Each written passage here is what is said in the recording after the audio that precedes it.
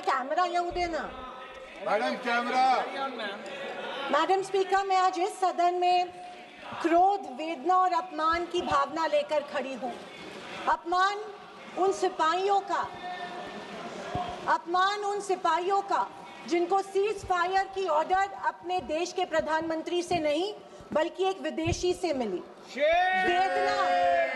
वेदना उन परिवारों की जिन्होंने पहलगाम के आतंकी हमले में अपने परिजनों को खो दिया। और क्रोध इस सरकार पर जो आज तक पहलगाम के आतंकी हमलावरों को न पकड़ पाई है और ना ही उनकी कुछ सुराग ढूंढ पाई है। ऑपरेशन सिंदूर नाम सुनने में देशभक्ति का लगता है, लेकिन असल में ये सिर्फ मीडिया पर किया सरकार का एक तमाशा था। कोई नहीं बता रहा है कि इस ऑपरेशन में हासिल क्या हुआ, कितने आतंकी पकड़े गए, हमारे कितने फाइटर जेट्स गिराए गए, कौन जिम्मेदार है, कौन किसकी गलती है।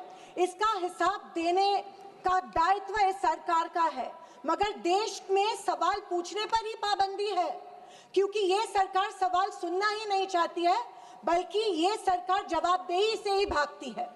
अध्यक्ष महोदय, आज की परिस्थितियों को देख मुझे रोम में बने कॉलिसियम की याद आती है। विश्व की सबसे अविस्मरणीय और पुरानी इमारतों में एक है। रोम में बनी कॉलिसियम मनुष्य की कल्पकता और निर्माण क्षमता का एक अभूतपूर्व मिसाल है, पर इसके अलावा वो एक गंदे और घिनौनी राजनीति का भी प्रतीक है। कहा जाता है कि इसका निर्माण उस समय की जनता को खेल और मनोरंजन में उलझाए रखने के लिए किया गया था, ताकि जनता का मूल मुद्दों पर से ध्यान भटक जाए।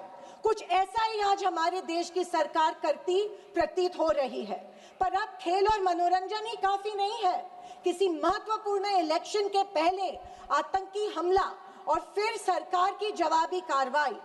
आतंकी आए कहां से, कहां गए, ये सरकार को कुछ नहीं पता, पर हमें पड़ोसी देश पर आक्रमण करना है और उसके आधार पर वोट बटोरने हैं। पहलगाम के आतंकी हमले में मारे गए बेगुनाहों की अभी चिता भी ठंडी नहीं हुई थी कि देश के प्रधानमंत्री बिहार में चुनावी रैली संबोधित करने गए। कोई जिए कोई मरे, इनको कुछ फर्क नहीं पड़ता। ये 24/7 चुनावी मोड में रहते हैं। फिर साहब की मार्केटिंग की तरकस से आया नया तीर, ऑपरेशन सिंदूर। मुझे हमारी सेना की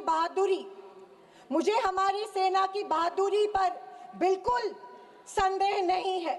मुझे हमारी सेना की बहादुरी और वीरता पर बिल्कुल संदेह नहीं है, पर इस सरकार की दुर्जनता की सीमा देखिए कि सेना के जवानों को लड़ने जरूर भेजती है, पर हमला होने के पहले दुश्मनों को आगाह भी कर देती है। हाँ, ये हमारे परराष्ट्र मंत्री का बयान था।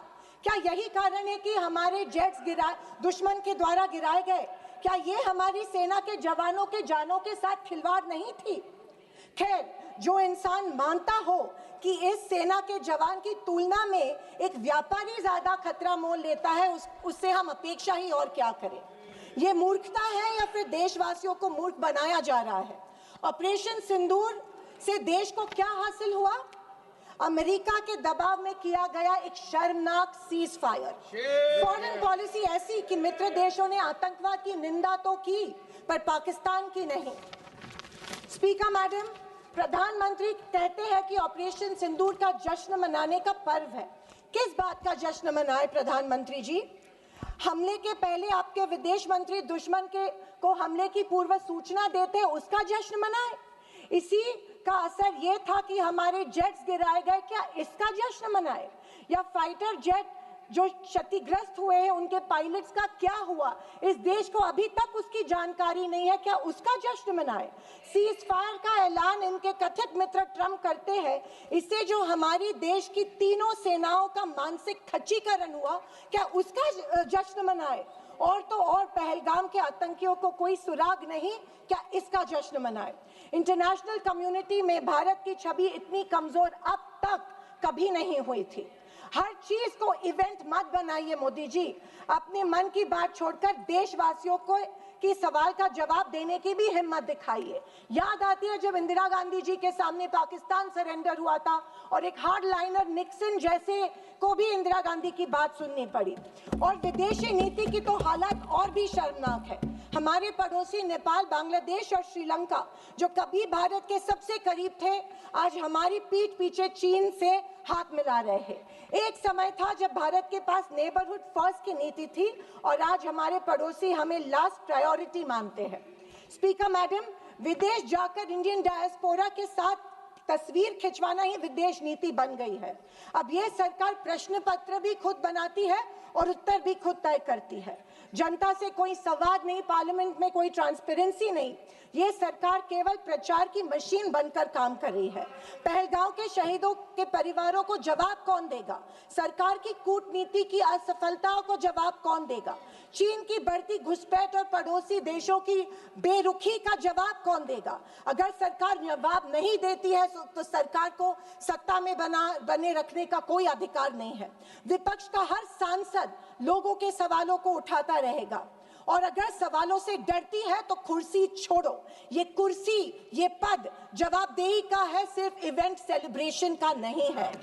और अंत में मैं इतना ही कहना चाहती हूँ कि आवाज न सुनी हमारी, कुछ गम नहीं। आवाज न सुनी हमारी, कुछ गम नहीं। मजलूमों की चीखें तो सुन लीजिए। मन की बातें बहुत कर ली साहब, वक्त मिले तो देशवासियों की गुहार भी सुन लीजिए। थैंक यू महोदय। जय हिंद।